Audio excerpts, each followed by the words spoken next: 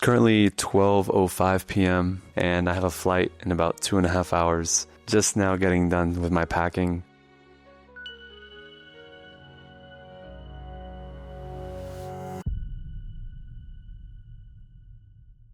It's absolutely brick out here, dude. I kind of miss the cold though, no cap. I think this is my brother. Where's he at? Yep!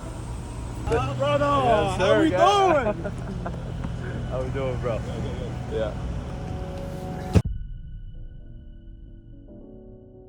These past 17 days of business in December have been the slowest days of business that we've had all year long. However, we've never been more confident. We realized that we were making two simple mistakes. So over the next 10 minutes, I'm gonna break down exactly what these two mistakes are and why you as a business owner should be very mindful of these mistakes before you make a decision. All right, guys. So I just want to tell you guys about this big mistake that I made. But to be honest, it's kind of opening the doors for like a new way of thinking. So I applied a general piece of advice to a specific niche. And what ended up happening as a result was we were letting people come onto the calendar who normally weren't qualified, who normally wouldn't have submitted their application, but they submitted it because the application was easier to complete. And what happened was they made their way to our closers' calendars. And these are the people who would have naturally no-showed. So I was speaking to one of the closers last week, literally in the first 2 weeks of the month with a rigorous application. We were at a 91% show rate. And then the last 2 weeks for that one same closer, her show rate was 18%. The big mistake that I made was listening to a general piece of advice that didn't necessarily apply to our own niche. Now, more than anything, what's becoming increasingly more important for me is not to not make mistakes, because that's just impossible in the process of building a business, but rather what's important is developing the principles that I can carry with me throughout every single decision that minimize the number of mistakes. The very first principle that I took away from this entire mistake that I made was that whenever I would get inspiration, whenever I would get an idea for something, what would happen is that I would go all in, right? I would take the steering wheel and turn it in the other direction. When a business is growing, it needs to have roots. And when you're making a big decision, what is the severity of the decision that you're making and how quickly can it be reconciled? In these cases, I was making relatively big decisions. One would say a haircut decision or even a tattoo decision that was completely changing the amount of revenue that we were making. So be mindful of that. Let's move to mistake number 2. Hello guys, we're here and we're gonna open 4 packs, 3 Destined Rivals, and 1 Mega Evolution. All right, let's do it. You start.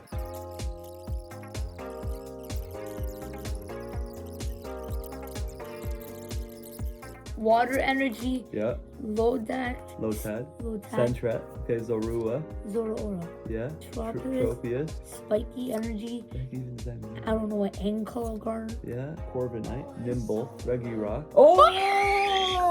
Oh! Oh! The Zoroark! The Zoroark! Oh shit! I did something! Oh shit! We got something! A robot! The EX! Yeah!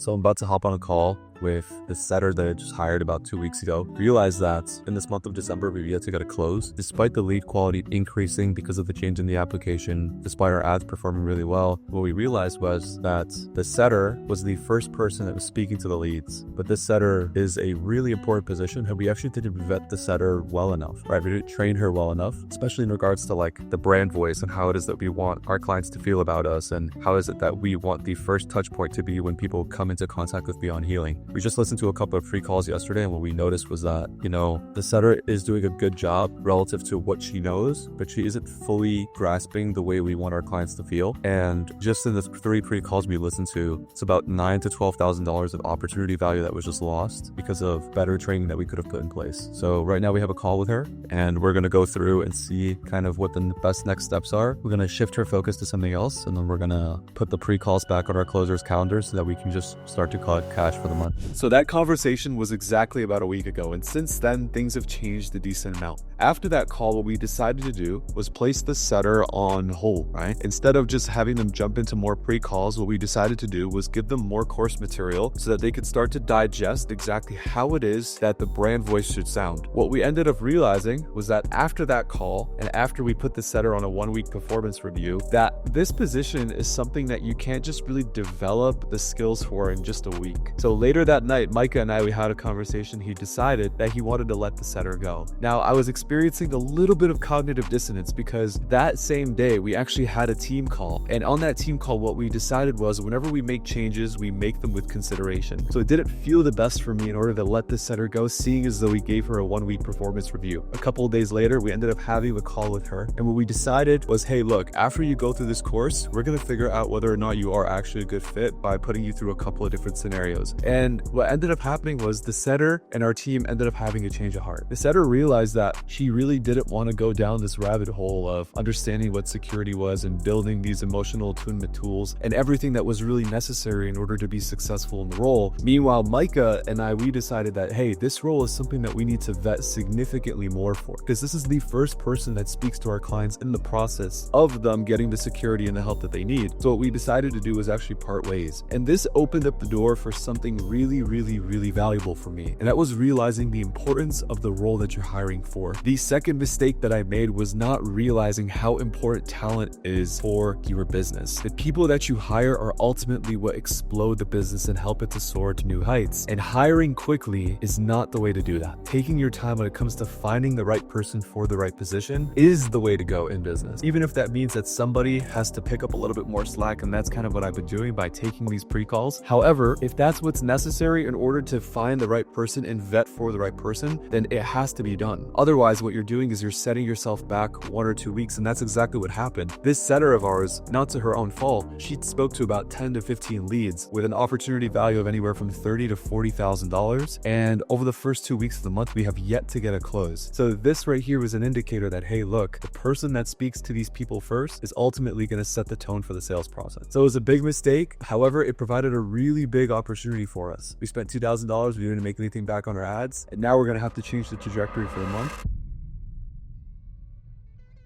Believe it or not, these 2 mistakes are actually the reason why I feel so confident moving forward in this business. First and foremost, me and Micah as business partners are growing at such a tremendous rate. And when you grow quickly, what happens is you make more and more mistakes that you will eventually not have to solve for later down the line. So that's a huge indicator for me to know that, hey, look, you're making these mistakes early on in the process so that you don't have to make them later down the line when the business is making $250,000 a week, $1 million a month, etc. The second thing, and this is really, really, really great, and I've never experienced this ever before, and that is relying on the systems that you're building rather than just pushing and pushing and pushing and pushing and pushing, because there's no shortage of hard work in this business. That's just a fact, right? Like I can get up, I can work 14 hours a day, Micah can do 14 hours a day, and we're fine. But to build a business that you rely on the systems that you build rather than these heavy emotional pushes, everyone grinding themselves, to like find sand to the end of the month, is it sustainable long term? But what is sustainable is relying on the systems that we have, relying on the people that we have, and trusting in the product that we're building. And this is what's providing me the sense of confidence that I've never ever had before. Yes, this month has been the slowest month that we've had,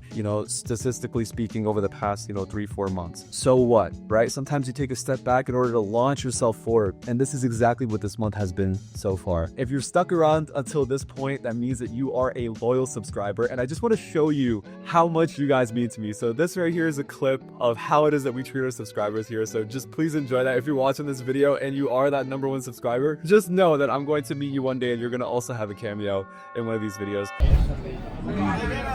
Alright, I'm here with the #1 subscriber. Every single day I got the #1 watch time. Now, I have the most shares, the most liked videos. we're here with #1 and #1. And then this guy's cooked right here. And then the last thing that I want to say is the power of the intuition. On episode 6, I'm going to break down how listening to your intuition can open up so many doors in business and how it's opening up so many doors in this business. So that's all I got for now. I'll see you guys on episode 6. Peace.